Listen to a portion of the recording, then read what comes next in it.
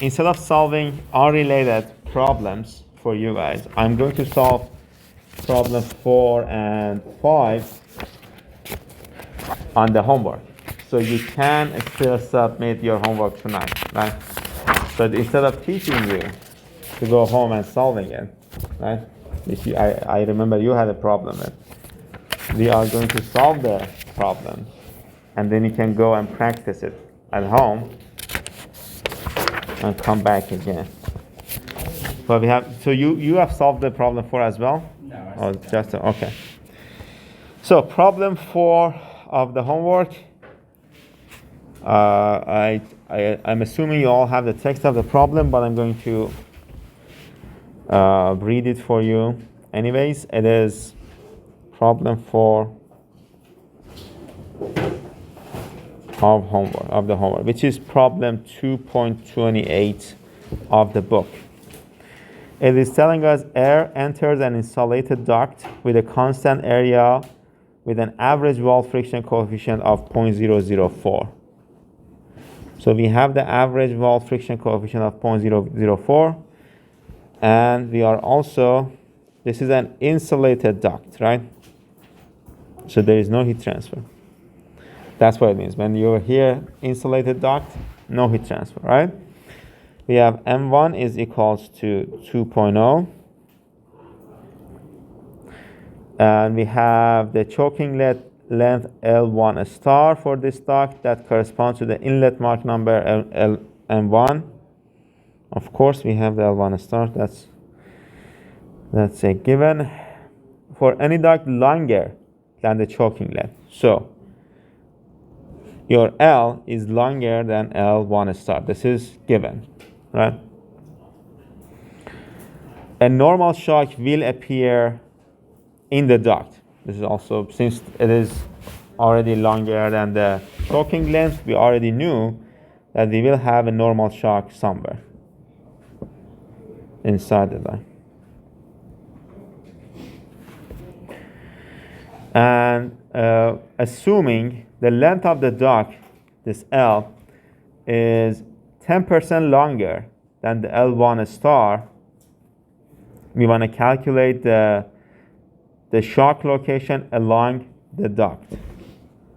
That's as a ratio of location of the shock, and this is X, divided by the diameter of the duct. Also the percentage of the total pressure drop, total pressure loss, so PT drop percentage, and the percentage loss of fluid impulse loss, which essentially means that for these ones we want to find the PT outlet divided by PT inlet, right? This ratio will give you the amount lost, right? The same is true for the impulse of outlet, impulse of inlet. And we are told that the length is 1.1 L1 star. It is 10% longer, which means that it's 1.1 times bigger, right? So, what should we do? We are told that we will definitely have a normal shock in there. How can we solve this problem? The first step. What is the first step here?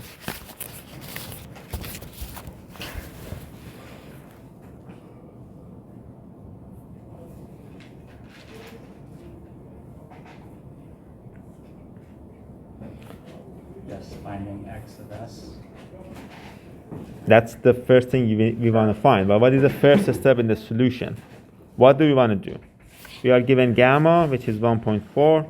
We are also given CF.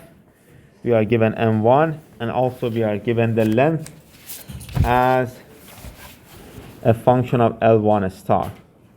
So what comes to your mind? What do you want to do? What should we do to find the location of the shock?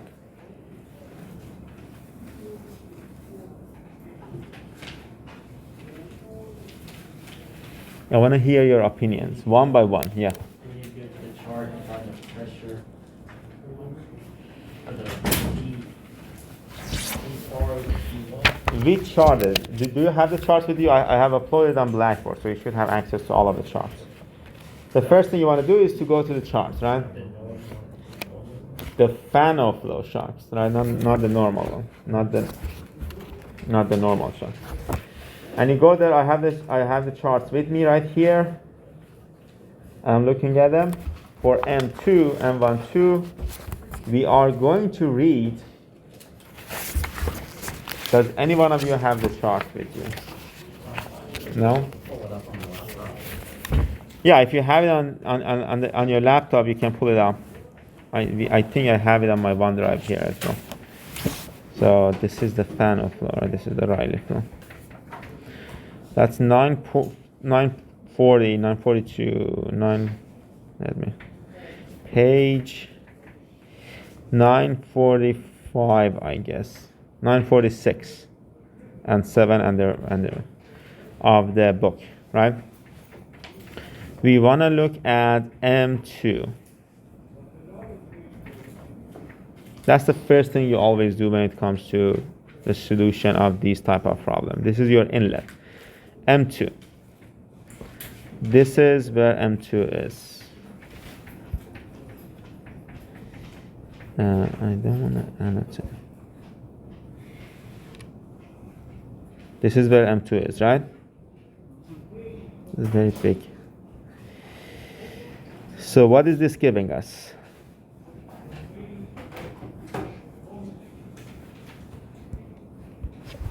Done. Very stupid annotation scheme. It is giving us 4CF L star divided by D. What can we calculate with this? We have the CF, the average. So we can calculate the ratio of length divided by your diameter, right? That 4 is just a number. We have the, and then we have T, that for the static temperature, divided by T star. That's the ratio of static temperature and the sonic static temperature, P, all of these values. You can actually read all of these values. But what you need to read from here is this one, the first one, and also the total pressure and the impulse, right?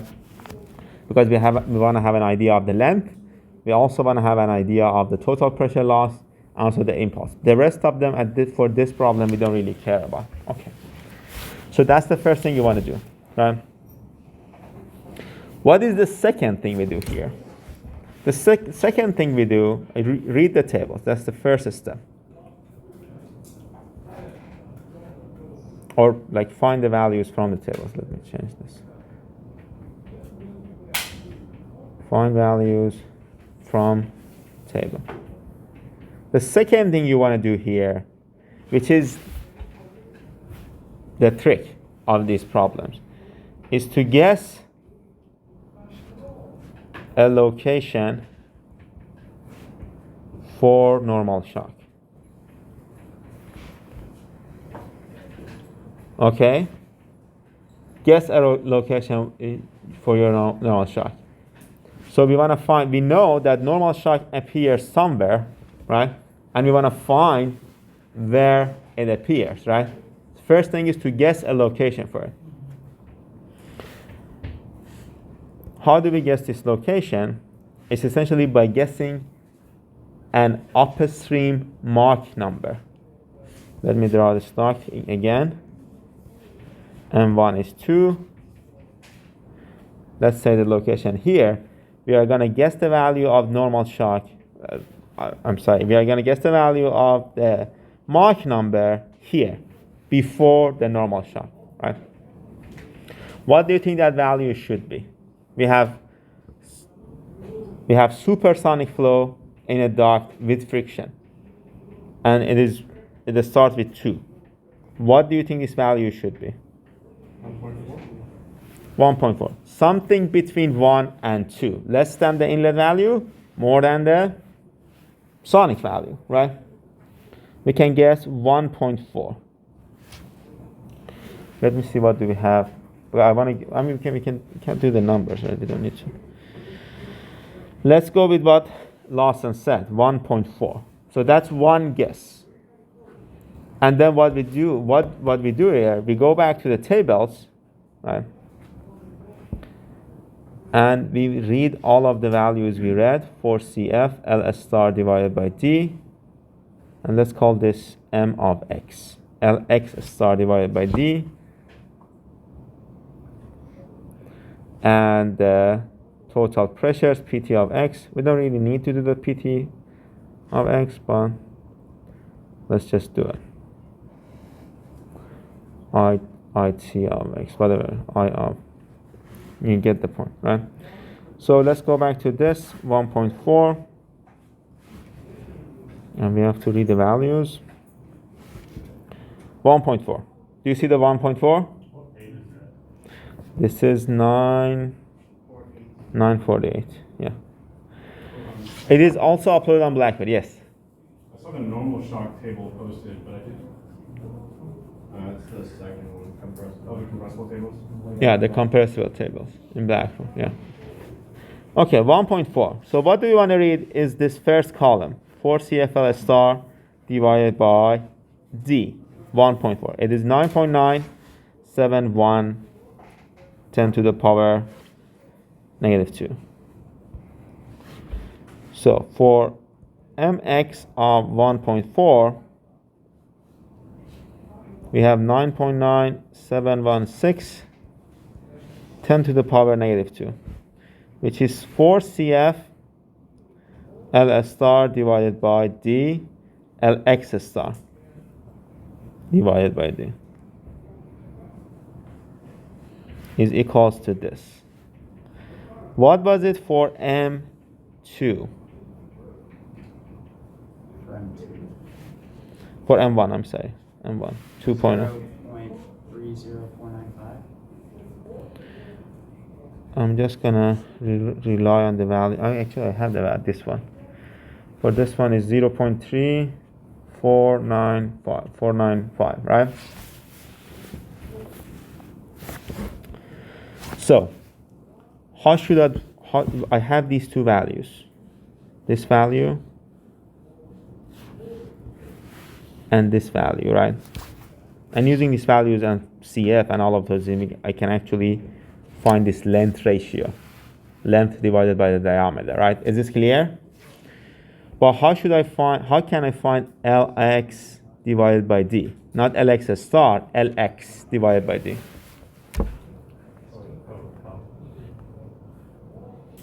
Let's go back to this duct. Using M2, we are finding the value of LS star. It's actually value of MS star. Let's say LS star. Let's say it is, we know that this is LS star is smaller than L, the length of the pipe, right? We already know that, we are told. And this, for this 1.4, we are also calculating the LX star, which is the length it takes for this 1.4 to go to sonic conditions, right? Which should happen at the same location, right? So how can we find this length here? Subtract.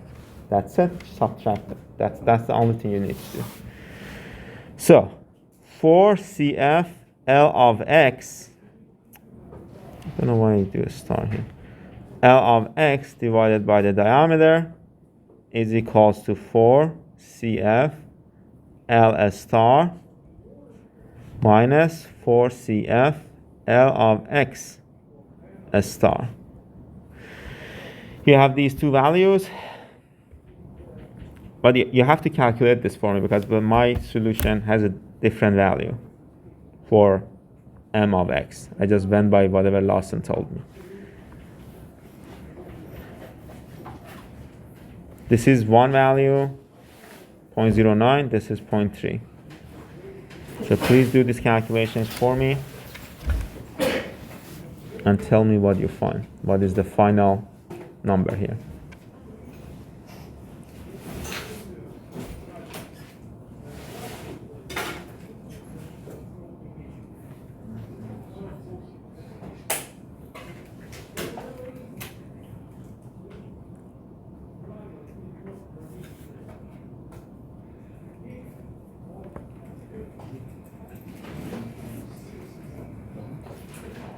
9.667 times 10 to the negative 2. 9.66.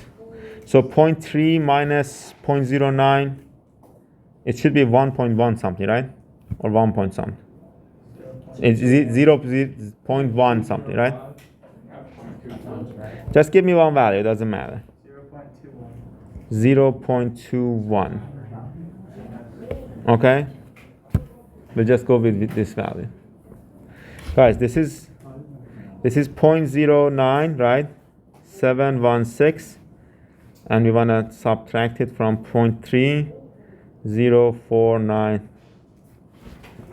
We'll probably get something close to 0.21, right? That makes sense. Let's just go with 0.21.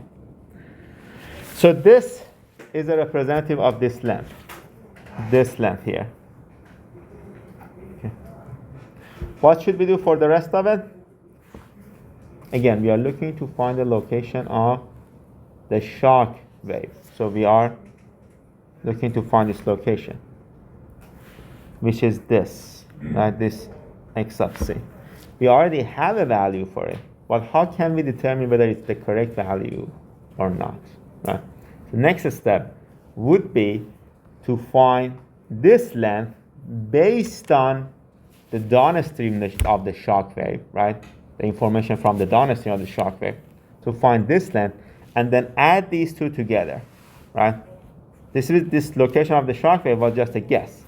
If these two lengths equal to the total length of the duct, then your guess is correct. Does this make sense? Yes? Do we all follow this? Okay. So our next job, we have already found this length, right? Our next job is to find this length based on our guess, right? How can we do this? The first thing is to find the Mach downstream of the shock wave, right? So Mach after the shock wave. How can we find this? Normal shock tables, right? Pretty simple. So let's go to the normal shock tables. For mx of 1.4, we want to find an my. Let's call it the downstream of the shock. Let's call it my. Normal shock tables. This is the Rayleigh flow. I think the normal shock table should be just be, yes, this is the 0 point. Let me actually show it in here. So 1.4, 0.7346, right? 0.7, 3.6. Is that the right? I got different. Pardon me? Is that a different gamma value? Is that point? Is That that might be gamma 1.3? 1.3. You want to look at gamma 1.4. That's just keep that in mind, and we will talk about gamma 1.3 later. Yeah. 7397. So I have to. What's the value? 0.7397. Let me actually show it on the table to make sure everyone is on board with it. So this is the correct. You want to make sure that you are using the correct gamma value for these shocks. So it's 0.7397. Will they always give us the gamma value, or will we just assume 1.4 if we're not getting I will talk about it just after this, right? So M1 is 0.7, what was it, 395? 97.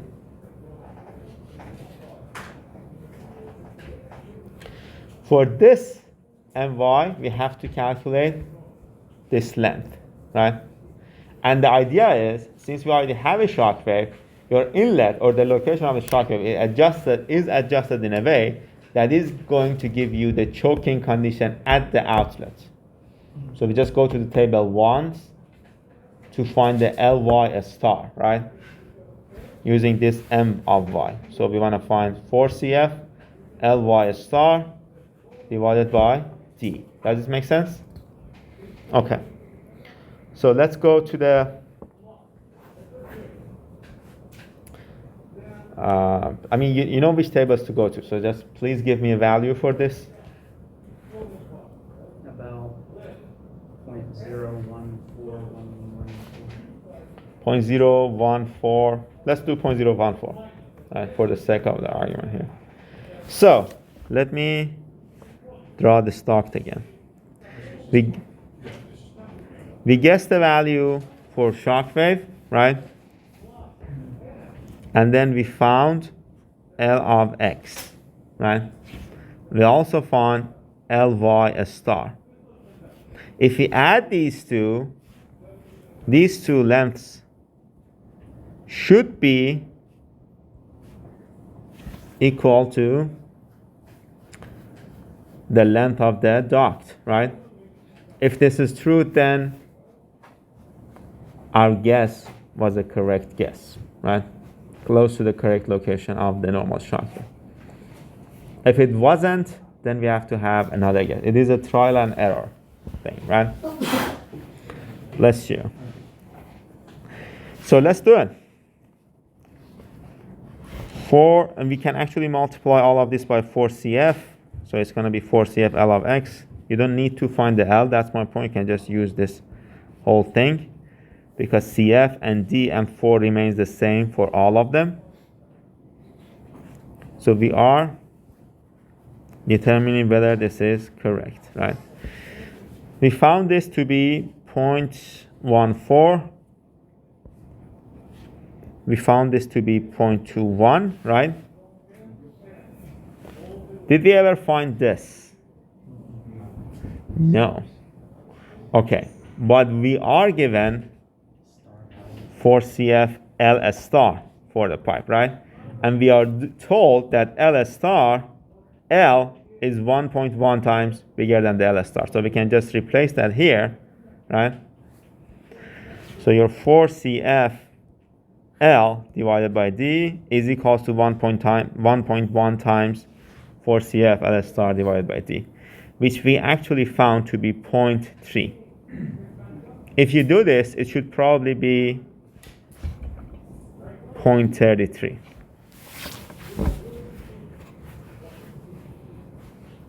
And also this last part. This part? This was, I think you came in late. So we were told that was the premise of that was given. We were told that L, length of the pipe, is 10% longer than the choking length, which means that it is 1 times 1 bigger than the choking length, the star length, the sonic length, right? Which means that 4CF L divided by D is also 1 times 1 bigger than 4CF L star divided by D. I know it got a little too complicated too fast, but I want to make sure you follow this. Yes. So, what is like our acceptable range? Because they don't equal each other. That's a very good question, right? If you were solving this in the real world, I mean, you have to talk to your supervisor, of course. But for my case, my acceptable range is either you get the correct value or you do it twice, right? Okay. You don't have to do it more than twice, right? I was about to ask if we could use Excel, if we just keep getting it wrong, if we can just keep the formulas like The thing is, you have to go back to tables, so you have to find a way to feed table values to Excel, or export all of the tables into Excel, I was right? just talking about the math. Yeah, I get you. But the math is just an addition, right? The math part is, If you have to do it twice, it doesn't matter. yeah, but you have to do it not more than twice. Yes. The algebraic formula to get the values in the table is not that long compared to having to repeat this a few times. Pardon me. Like the process to get those values in the table from arguments using just like algebra is not that long compared to having to repeat it several times. So would it be better to just do it? I don't follow. What do you mean? Well, I tried this one. I'm pretty sure I messed it up. But what I was able to do was use some of the equations in the slides from 1 or 2 classes ago to find the table, or to get the same values as the table. Yeah. I mean, the tables are based on the equations. Right. So then you just work backwards, and then you never have to guess. You just appropriate the- How would that work? How would that work?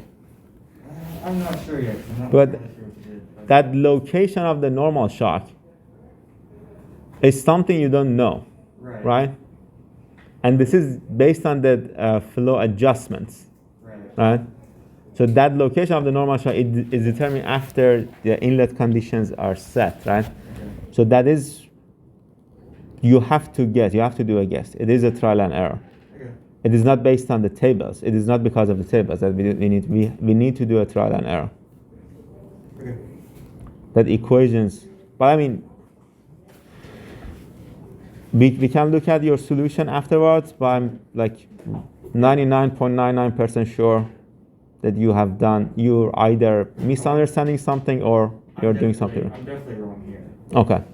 Because essentially what tables are a tabulated version of the equation. So whatever you can do with tables, you can do with equations and vice versa. Okay? So since this is a try and error, if we can like make a correct guess, we're just gonna have to maybe sometimes come back 10 times, 15 times, just approximate it? No, you essentially have to do it may take 25 times, but you have to do something like the Newton's method, right? Do you remember the Newton's method in finding the slope of a curve? In your I'm assuming all of you have passed numerical methods, right? Remember the Newton-Raphson's method to find a curve? So either your guess is too far off on the other side, then your next guess should be less than the original point, right? That's the other point, the third point you are choosing. But we'll go over this. I think my explanation may complicate this. So, are we clear up to this point? 100% clear. 100%. Okay, that's good. So what is 0.1 plus 1.14 is 0.35, right? So essentially, which is larger, 0.35 is larger than 0.33. Right? Essentially, our guess value is going to give us a length for this pipe that is larger than its real length, right? Guess length, L of G, is larger than the real length of it. So what should we do? Increase our guess. We have to change the guess, right? What should we do with the guess? Should we increase the normal shock? Should we increase the n dot or should we decrease it? We should raise it. We should what, raise it? Well, if our first guess was like 1.4 and this was slightly larger than what we needed, I think we should raise our guess to like. So we need to have a stronger shock. Is that what you're saying? Let's do it. Let's see what happens. Wouldn't push the choking cord further away? We can test it out, right? Let's take a vote because we are not following the solution, right? We are doing on our own. Do we want to have a higher Mach number or a stronger shock or a weaker Mach number or a lower Mach number? Higher Mach number. Vote for higher. Because if it's lower, it'll push it back. It doesn't matter. If you are wrong, you have to do a third guess. There is no wrong guesses here. It's just you may get further from the solution, right? That's it. That's the only thing that may happen, right? So higher Mach number. Who votes for the higher Mach number? You don't vote for the higher Mach number, Lawson? I'm still undecided. Okay, so I think the higher Mach number had it. I don't want to take this. I don't want to make it a democratic class. So higher Mach number. Let's do a higher Mach number. What's the third critical? And we want it closer? I don't know. I'm asking you guys, right? I'm with you, alright. Because this is the second critical point, which is between Mach 1 to the third critical point, which is at a higher Mach number. So we want it less. Because at the third critical point, your shock wave is beyond your exit of the nozzle. So I'm a fan of lower Mach. yeah, I think it's lower. Let's vote again. Higher Mach number. It's how close or how much energy is required to bring it back to the sun, right? And so if we were going slower, wouldn't that not be better? I mean, I don't have any. I'm not giving you any information. It's just your conclusion. Go lower. Higher Mach number. No votes for the higher Mach number. Let's go with the lower Mach number. What is the lower Mach number you want to go with? What is the lower Mach number you want to go with? You came up with the idea. Let's go with the lower Mach number. So 1.4 was too much, right? Was 1.3. Let's go with 1.3. Okay. So m of x is 1.3. Okay, so for the rest of this, I want you to do this on your own, right? And give me just the numbers, all of you. And whoever does it quicker, instead of giving you a bonus point, I'm just going to let you not do the homework, right? So every 5 bonus points is going to count as 1 homework. No, I already done the homework. Future homeworks. Okay. Yeah, this applies to future homeworks. I'm gonna give you, I guess you don't need more than 5 minutes, so I'm gonna give you 5 minutes.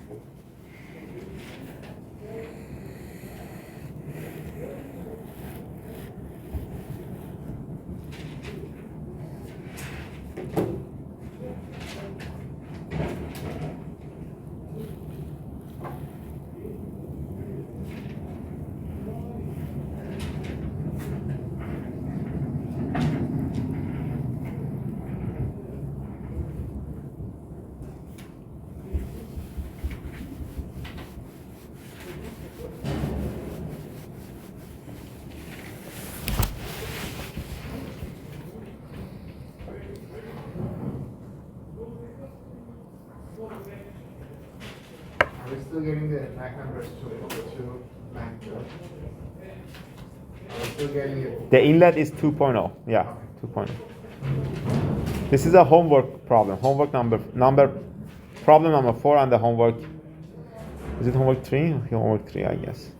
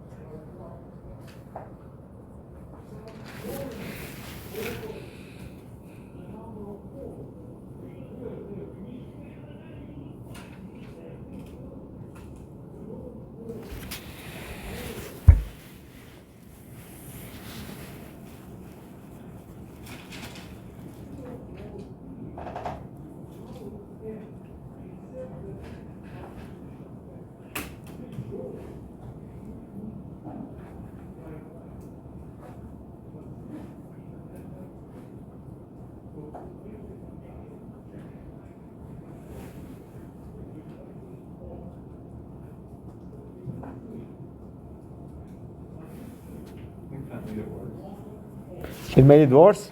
Yeah. I got a 0.46, which is a little far off. 0.4, let me see. It actually 0.46 for, so, For the, like, if you add your... no, here, Yeah. you got 0.46? I got 0.459764, which is fine. 0.4. About I got a different time. I got 0.3318. Yeah, last thing I right. The 1.3 is actually is the answer for your one. So that is the closest. I mean, it is. You should have been a little more vocal about your answer. Then you would have gotten the bonus one. Camden, right? Yeah, I mean, I got it like right as he was saying. It was what I Yes. said. I'm sorry then. Next time. Why Yeah. can't we solve for that number analytically then? Why do we have to make this yes? Because like looking at it, so the How would you find that? How would you know this? It is 1.3. it seems like the whole distance is just a function of our guessed Mach. So instead of just guessing a random Mach, can we No, use- you are guessing a distance. Right? But we're guessing that distance based on a Mach, right? So Yes, the reason we do it based on a Mach is because we know that distance is a location of normal shock. So if we use a Mach, we can find the distance and we can also find the Mach number downstream that shock. That is going to help us with the rest of the calculation, right? instead of guessing that distance, can't we use the equivalent equation? So like the 4CF L star over D equals Mach, gamma, everything. That's kind of what I was. But what is it going to give you though? I see what I did wrong. So I need to do the algebra to find out, but that's going to give us, at least, we can make it a function of the Mach we need after one shock. And then from that function, we Let's can talk about it after the class. go back and find that distance. Let's talk about it after the class, okay? Oh, I didn't know that. Okay. Okay. I accidentally turned the minus sign to a plus sign, so I redid it, got the correct one. Yeah. I'm sorry. You should have gotten a bonus, but that mistake. Lawson, send me an email. Right? Just remind me that you got this point. And as soon as I think we already have some bonus points. You know who you are, right? I know we have one from Steven, one from Igor. I don't know if you had any bonus points. If you already had bonus points, and if your bonus points get to 4 bonus points, you just send me an email and tell me that I don't want to submit this homework. Right? If you do want to do the homework, I will just add it to your grade. Yes. Can you scroll up to the point 1.4? Yeah, above yeah, right there. Where's that coming from? That's the downstream of the shock wave. That's the Mach number. That is going to be the sonic value, the sonic length, the choking length for that Mach. If you assume that Mach number is the inlet of the duct. What table is that from? That's table. What's the table number? That's the fan flow tables. Appendix E.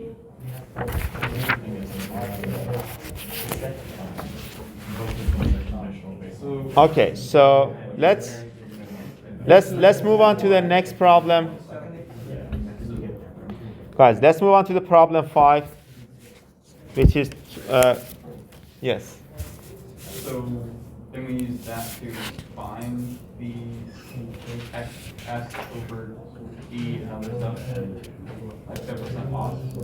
So your since your second guess is correct, it means that L of X divided by D is your X of S. That's the location of the shock wave. So like what we plugged in the 6.48 times 10 to negative 3. Guys, don't talk to each other, please. Guys, don't talk to each other. We are in the class, right? After the class, you can discuss this. Guys, don't talk to each other. What were you asking? I think I understand. Okay. So let's move on to problem 5, which is 2.31 of your book. What about B and C? What's that? What about B and C for this? B and C is just you find the. So since you have the, what do we need for B and C? What was? Total pressure loss and Ah. net loss of fluid impulse. So this PTY divided by PTS star, and also PT1 divided by PTS star, right? You have these two ratios that is given to you, right? Just find the ratio between the two. These two will cancel out, and the two numbers you read from the table is going to give you the pressure drop, right? Which is around 60%. Do the same thing for impulse. Okay? That part is pretty simple. That part, just take the ratio from the numbers you read from the table. Okay. 2.31 is telling us inlet and the exit flow condition of a subsonic diffuser are shown. So we have a subsonic diffuser.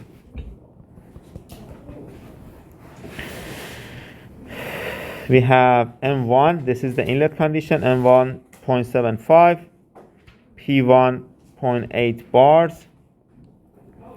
A1 is 1 meters squared. T1 is 25 degrees centigrade, right? And PT2 is 98% of PT1. Okay? We are told that A2 divided by A1, their area ratio is 1.25. Assuming the fluid is air and is treated as a calorically perfect gas, gamma is 1.4 and R is 287 joules per kilogram Kelvin.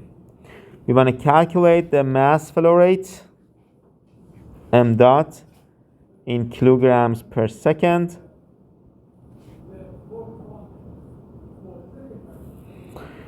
And we want to find the exit Mach number. So M2. We want to find the diffuser static pressure recovery, which is P2 minus P1 divided by Q1. That's the definition of the pressure recovery, static pressure recovery. And we also want to find the axial force exerted on the diffuser.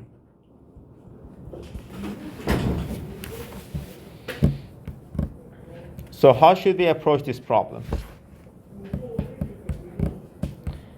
First part is we want to find m dot. How can we find m dot here based on what is given to us?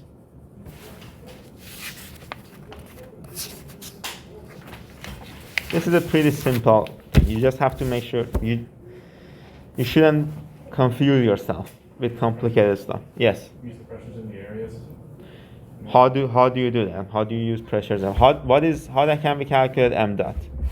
I've done rho AV first. Rho 1 A1 B1 and then what? Transform V into the Mach number relationship with the speed of sound and change the density in terms of pressure and temperature. So V is equals to M1 A1, right? What should we do with density?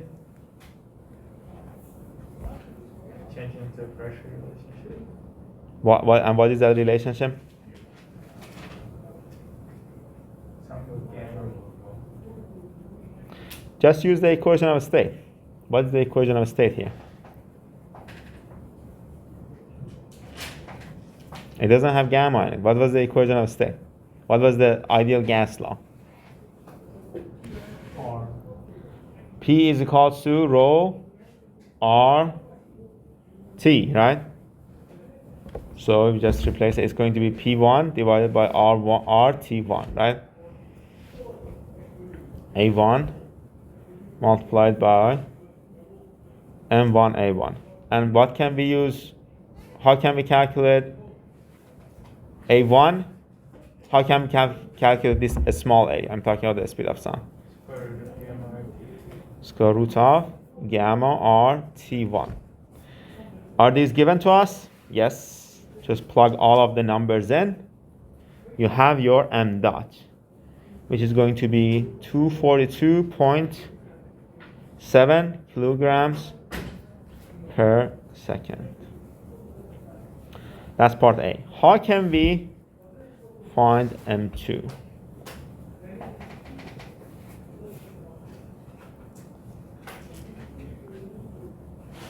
The area relationship, don't we? What was that area relationship? It's A2 over A1 is 1.25. A2 over A1 is equals to what? 1.25. How does it relate to M? The Mach number? We not have the velocity. The first velocity. Mass flow rate's constant, right? Okay. And so we can use that. There's a conservation of mass, right? That's what you want to say. Conservation of mass.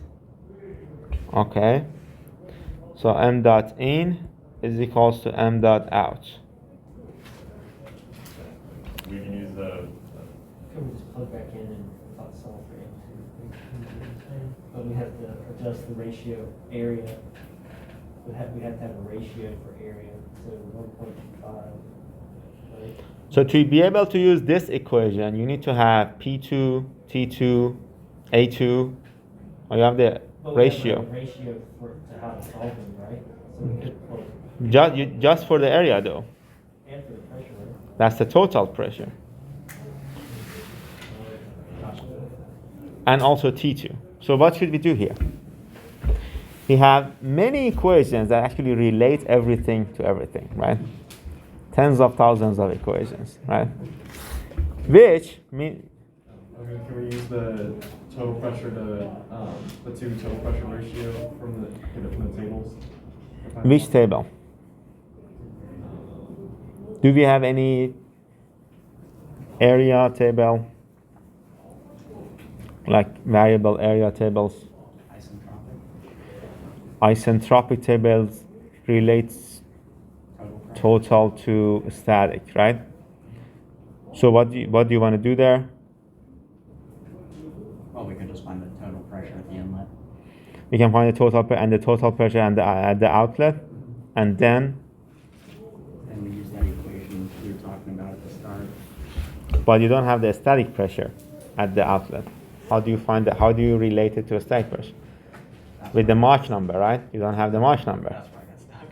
Yeah, exactly. So this is actually, this one has a very simple equation, a very simple solution. You remember we had this huge equation when we were talking about the area, the variable area channels. We had this huge equation for m dot that related m dot to total pressure and also temperature, right? You remember that equation? I just mentioned the equation. We actually just solved an example problem either last week or the week before with that. So what was that equation? Square root of gamma over R. A square root of gamma over R? The Yeah. pressure over the square root of the total temperature times the area times the Mach times the value of 1 over 1 plus V minus 1. No, that's gamma minus 1. Oh, I wrote that down wrong. Yeah, gamma minus 1. Just make sure you have the credit. Divided by 2m squared, and then what else? To the power of gamma plus 1 over 2 gamma minus 1. So this is this is a very huge equation, and this is essentially the same equation as rho AV, but we have used a bunch of equations, matched them together to come up with this bigger equation, right? How is this going to help us? How is this going to help us?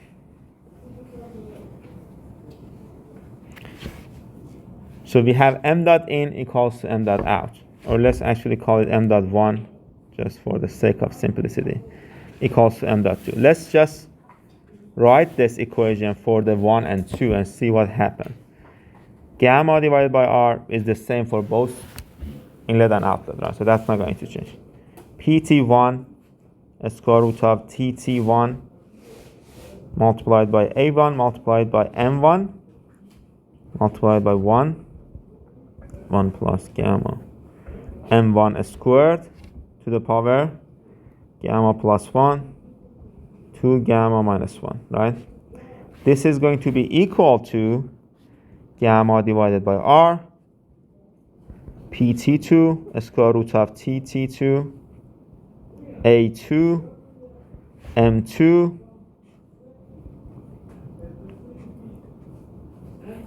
right? M2, yeah. M2 squared to the power gamma plus 1, 2 gamma minus 1. So this gamma divided by R is the same for both sides, right? What can we say about the pressure, total pressure ratios? The ratio between these two is given to us. So we can just move one to the other side. What about the total temperatures? If we assume adiabatic, it's equal. It is adiabatic, right? There is no energy transfer. So these two are actually equal. So they cancel each other out. So what are the knowns and unknowns? The area ratio is also given to us, right? We know the M1. The only thing we don't know in this equation is M2. Right? It is not a very simple calculation because of this power here, but we can actually make it simple by taking all of this into this power and then remove the power, right? So you just have to take these values, these ratios, to the power, whatever that is, right? It's just a number, right? Gamma plus 1.4 plus 1, which is 2.4 divided by 2 multiplied by 0.4, right? So 0.8, 2.4 divided by 0.8. What is 2.4 divided by 0.8? 3, that's it. So the power here is just 3. Very simple. And then we can find M2 to be, I have it here, 0.521, which is something we expected, right? It's a diffuser, yes. Are we always using gamma equals 1.4? No. Oh, I was supposed to talk about it actually. So, for air, if it's pure air, we assume it's always 1.4. But in reality, it is a function of temperature, right? So it's not really 1.4. But we use 1.3 when air is mixed with fuel, right? So after the combustion chamber, you always assume your gamma is 1.3. This is something we would have discussed anyway in chapter 4. We are moving very slowly though, so I don't even know if you're going to get to. And we will, but I'm just kidding. Okay, so we have the M2. What is the rest of the problem? The diffuser static pressure recovery. Okay. How can we find this? Cp, P2 minus P1 divided by Q. How can we find the value for this? The only thing we have is M2 here for that part one, that the exit one. How Q, this is Q1, right? This is the definition. P2 minus P1 divided by Q1. So Cp is, let's actually take P1 divided by Q1 out of this whole thing. Okay? So P1 divided by Q1 is going to be P2 divided by P1 minus 1. Is this true? Yes? Okay. And then what can we say about P1 divided by Q1? Q1 is 1/2. What is Q1? The dynamic pressure? 1/2 rho V. That's rho 1 V1 squared, right? How can I simplify this even more? What is rho as a function of pressure and temperature and R? P1 over RT1. What about the V? M1, right? A square root of gamma RT, right? But since it is a squared, so it's going to be M squared gamma RT, right? This R and T actually are going to go to the numerator here, and they will cancel out with this R and T. So we are going to get, and the P is already replaced. We are going to get, what are we going to get? We are going to get 1 divided by 1/2 M squared gamma. If you do the simplification. P2, P1 minus 1.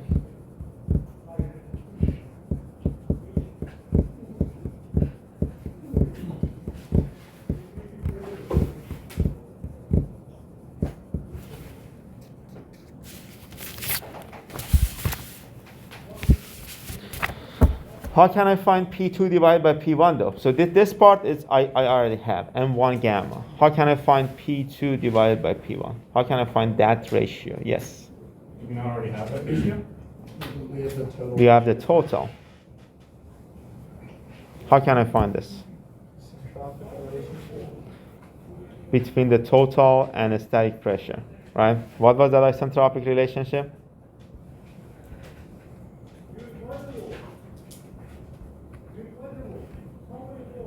So 1 plus m minus 1 over 2 Mach number squared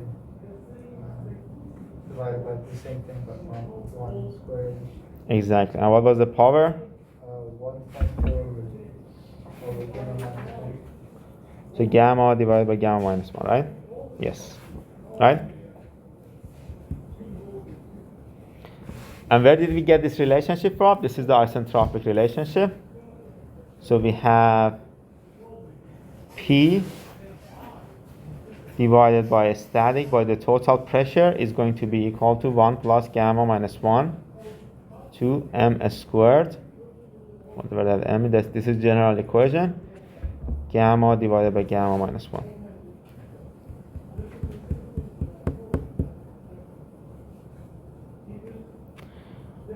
So this is one way of doing this. We can just, and we have all of these, just plug it in, you find the pressure ratio. But what is the other way of doing this if we didn't want to use this equation?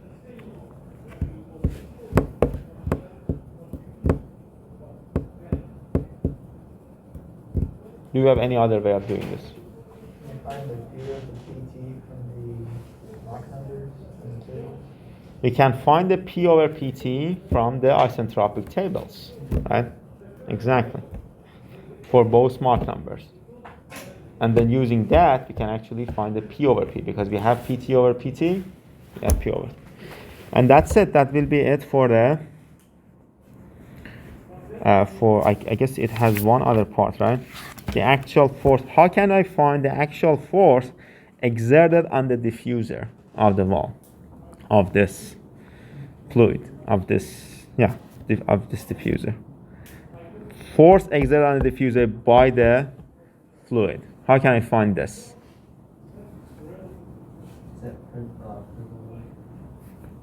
What?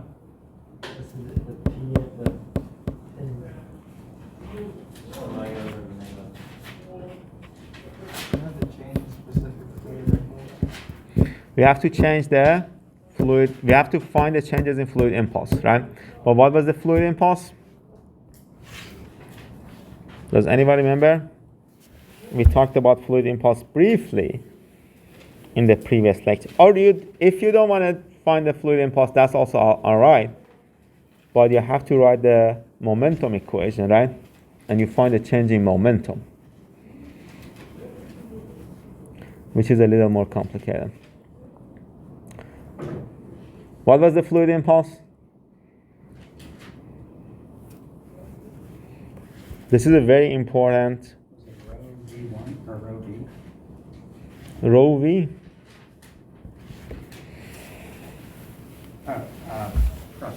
Rho V squared plus pressure. Rho V squared. So your momentum plus forces, right, at each location. For this specific case, how can we calculate momentum? How can we calculate momentum? We have the velocity and density. Okay, so rho. V squared. Is it rho V squared plus PA?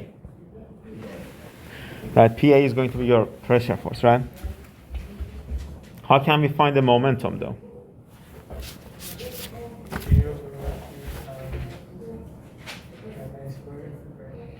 P over RT. P over RT times MA squared, right? And you do all of these operations, you find this value,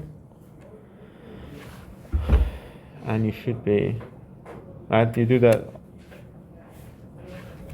you have the pressure, I mean, we already have the pressure ratios, all of those things. We can calculate this speed of sound, that is going to be gamma RT, and so on and so forth.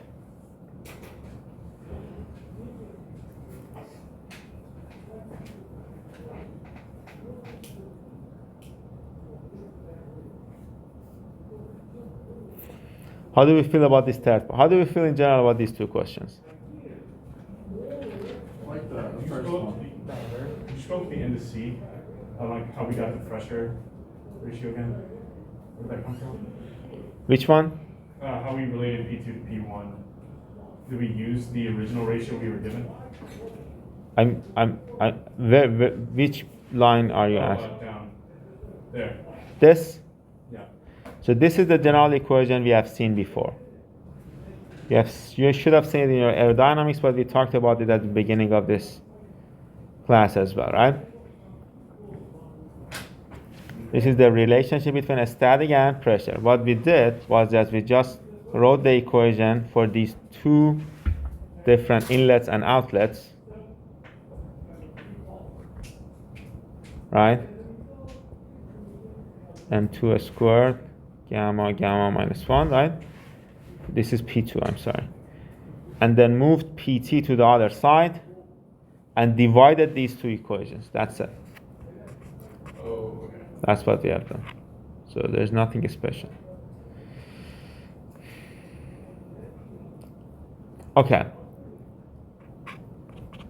How would you feel if this question was on the exam? Any of these questions? I mean, they will be on the exam, but how would you feel right now if they were?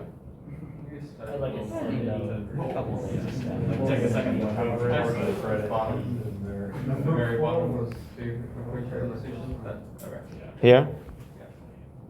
I found this one really appreciated, like 4 wasn't that bad, but this one is, All of it? no, the number 4 was. No, which parts of it? All of it? You're saying number 4 was fine, number 5 was confusing. All of it? Pretty much, that we used a lot of formulas. I think it was just really fast through a lot of it, and so it's a kind of big blur of formulas and numbers. I feel like so just going back through it slowly on our own. Okay. Yeah. What was that? I feel like the mass flow rate equation, like in theory, was very easy to like cancel and figure out. But I think like on an exam, I was messing up. It would be hard to get to that equation. Like, I get the equations together, but putting them together might be hard. What do you mean by putting them together? Which equation? This one? Canceling everything out and which equations to use. Like, I might accidentally put like the wrong equation for momentum or something, and then I get it wrong. That's what I'm saying. I guess you just need to practice a little bit more. I can give you more homework if you want. No, I mean, you don't want to practice? That's all right. It's just, I don't. On the ones that we have. Just keep going over. Okay. Yeah. Really fast right now. Okay. I'm happy that we went over this. Otherwise,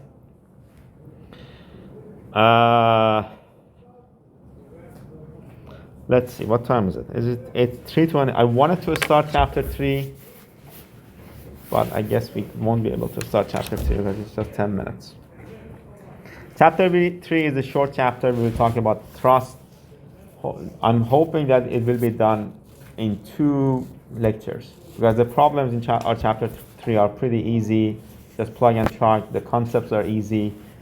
It is like the introduction to propulsion and thrust analysis, all of those things. But that introduction is an easy introduction, right? Think of it as the only thing you really need to understand here is the fundamental equations, like conservation of mass and momentum, right? The momentum equation. Yes. Is chapter 2 and 3 going to be on the exam again? On the exam 2, yes. No, I was walking. Yeah. The exam 2 is next week, right? Is it? I got it written down. Yeah. So make sure. I am going to post the homework either today or tomorrow, right? Which is going to be on chapter 3. It will be due in a week. Not that many questions, just a couple of questions. And then we will go over chapter 3. I'm pretty sure we can finish chapter 3, all of the discussions of chapter 3 next week, and then we will solve an example problem from chapter 3. I mean, this week we will finish chapter 3, but we will solve an example problem on chapter 3 on Monday. I think we're gonna have the exam. Can you bring up the syllabus? I wanna make sure that I'm giving you the correct dates. November 1st. November 1st, so Monday after. Monday after, so it's, yeah, we essentially have 3 more lectures, right? That's good. And then for the rest of, what I'm gonna do, because I think I told you that we are not supposed to schedule any exam in the last 3 lectures of the class. I wasn't aware of this. No one was aware of this rule. But so what I'm gonna do is I'll probably cancel exam 3 and just focus on the final. It depends on how fast we're going the class, right? If we go fast enough, then I will do the exam 3. What do you want to do? Do you want to have an exam 3? If you did exam 3, or if you got rid of exam 3, would the final just be like on exam 3, or would it still be? No, it will be cumulative. Yeah, it will be cumulative. I feel like if we did exam 3, it'd be a lot, and we'd go really fast, but at the same time, I want it for grade security. You already have had a class with me, so grades. I help you with the grade. You already know. I mean, if you do all of the bonus points and you do the homework, your grade should be secure. If it is not that hard to get a C out of my classes in general. If you want to get a better than C, you have to work for it, of course. Unless you do very bad, then you will fail, right? That's for sure. In that case, I feel like getting rid of exam 3 would give us more time. What's that? I'm It sorry. would give us more time. To get it, if you get rid of exam 3. Yeah, To round stuff out. clarify. So I just don't Yeah. want to rush through things, because this class is very minutia and important for everything else. It is an important class, yeah. Especially if you don't want to take the compressible fluid flow course, which you don't have to. So, let me see how we go with chapter 3, and then we'll make a decision on this. Right? We'll make a decision together. I think everyone is in class except for one person, right? How many students? 4, 8, 12. 2 people are not in class. And Joseph and Cameron. With the next exam, though, is there gonna be like a formula sheet, like breaking down like the mass flow rate and stuff like that? So for in-class exams, in general, in all of my classes, since you are gonna have more classes with me, other than the labs, and for in-class exams, you have to have your own equation sheets. I'm not gonna provide an equation sheet for it. And there are a couple of reasons for it that it is, I think it's very, I don't know why instructors provide their equation. I don't understand this. If you are reading the material, you should be able to have your own equation sheet, right? So yeah, Okay. and it is not open book because I don't want to make the exam that hard. So Okay. that's it. If you don't have any questions.